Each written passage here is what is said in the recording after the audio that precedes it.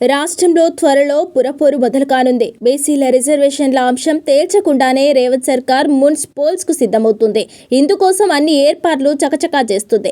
మార్చిలో వార్షిక పరీక్షలున్నందున ఆలోపే ఎన్నికలు ముగించాలని యోచిస్తుంది. సంక్రాంతి పండుగకు ముందే షెడ్యూల్ను విడుదల చేసి ఫిబ్రవరిలో ఒకే విడతలో పోలింగ్ దిశగా అడుగులు వేస్తుంది. రాష్ట్రంలో ఇంటర్ పరీక్షలు ఫిబ్రవరి 25 నుంచి, 10th పరీక్షలు మార్చి 14 నుంచి మొదలు కానున్న నేపథ్యంలో వచ్చే నెల 25 కంటే ముందుగా ఎన్నికలు ముగించాలని సర్కార్ కసరత్తు చేస్తున్నట్టు తెలిసింది. మున్సిపల్ అధికారి అంచనా ప్రకారం ఈ నెల 11న షెడ్యూల్ ప్రకటించి 25న నోటిఫికేషన్ ఇవ్వాలని చూస్తున్నారు. 25 నుంచి నామినేషన్ల ప్రక్రియ ప్రారంభించి వచ్చే నెల 25 లోపు ఎన్నికలు ముగించాలని ఏర్పాట్లు చేస్తున్నారు. నామినేషన్ల దాఖలుకు 3 రోజులు, ఒక రోజు నామినేషన్ల పరిశీలన, మరో రోజు అభ్యర్థుల తుది జాబితా ప్రకటన, నామినేషన్ల తిరస్కరణ ప్రక్రియపై అభ్యంతరాల స్వీకరణ, పరిష్కారం, ఉపసంహరణ, బరిలో నిలిచిన అభ్యర్థుల ఫైనల్ జాబితా ప్రకటన ఉంటుంది.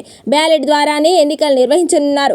ఎన్నికలకు 85 కోట్ల రూపాయలు విడుదల చేయాలని మున్సిపల్ శాఖ ప్రభుత్వానికి లేఖ రాసింది. రాష్ట్రంలో 117 మున్సిపాలిటీలు, 6 మున్సిపల్ కార్పొరేషన్లకు ఎన్నికలు నిర్వహించేందుకు తాము సిద్ధంగా ఉన్నట్టు ఇప్పటికే పురపాలక పట్టణాభివృద్ధి శాఖ కమిషనర్ టీకే శ్రీదేవి ప్రభుత్వానికి లేఖ రాశారు. మొత్తం 123 యుఎల్బిఎల్లోని 2996 వార్డులకు ఎన్నికలు జరిపేందుకు అన్ని సిద్ధం చేశామని లేఖలో పేర్కొన్నారు.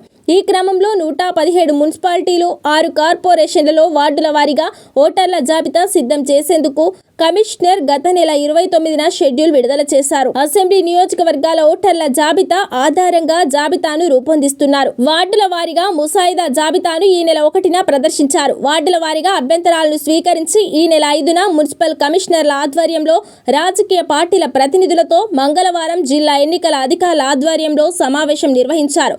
ఆయా పార్టీల నుంచి స్వీకరించిన అభ్యంతరాలను 2 రోజుల్లో పరిష్కరించి ఈ నెల 10న పోలింగ్ స్టేషన్ల వారీగా ఓటర్ల తుది జాబితా ప్రచురించనున్నారు.